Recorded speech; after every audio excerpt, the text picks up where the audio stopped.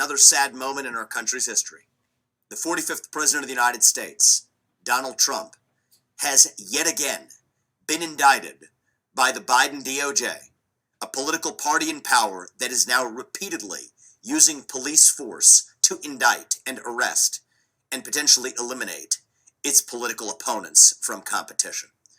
This is a politicized prosecution. It is a political persecution through prosecution, now in a third indictment just in a matter of months, against the person who is still at present the lead contender in the Republican primary for U.S. president. I want to be very clear. I am running for U.S. president in that same Republican primary. It would be easier for me if Donald Trump were eliminated from competition. That's not how I want to win. This is not about politics to me. This is about first principles. We do not want to become a country where the party in power is able to use banana republic-like tactics to eliminate its political opponents. Yet I'm sad to say that's exactly where we are. The allegations in this indictment fall flat. It is wrong and incorrect and inaccurate to place blame for what happened on January 6th at the feet of Donald Trump. I said this at the time. I've said it ever since then. I continue to say it today. I would not have made the same judgments that Donald Trump did in how he handled that day. But that's different from saying that he committed a crime. He did not. He specifically told the protesters that day to behave peacefully. The First Amendment in this country gives political protesters the ability to express themselves and their opinions freely. Donald Trump was not responsible for what happened on January 6th. You want to know what was responsible? I said this in the days after January 6, 2021, just as I say it today. Systematic, pervasive censorship in this country.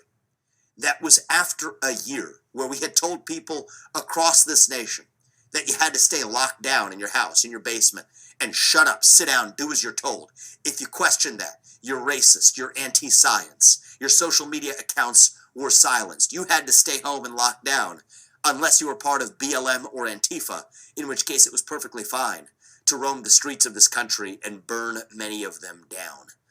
That was the double standard that then applied and said that if you said the virus originated in a lab in Wuhan, you were again a racist and had your internet accounts shut down.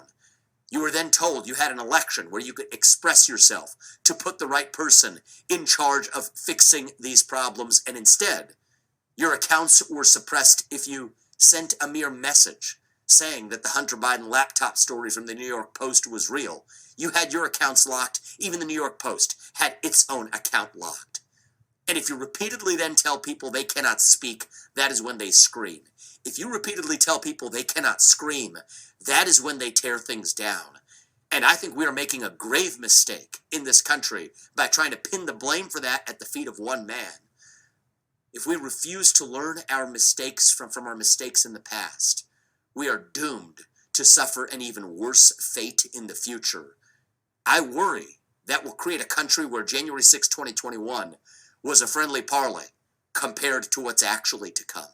I'm running for president to make sure we don't march towards some kind of national divorce. But the first and most important step that we as candidates can take in this race is to speak and speak forcefully on the side of principle, to say that even if we're competing against Donald Trump, as I am, I do not want to see him eliminated from competition using these politicized tactics. It is wrong for our country. It is wrong for our future. I call on my fellow candidates to condemn it, and I call on President Biden to do the right thing and drop these politicized charges. That's going to be a first step towards uniting our country.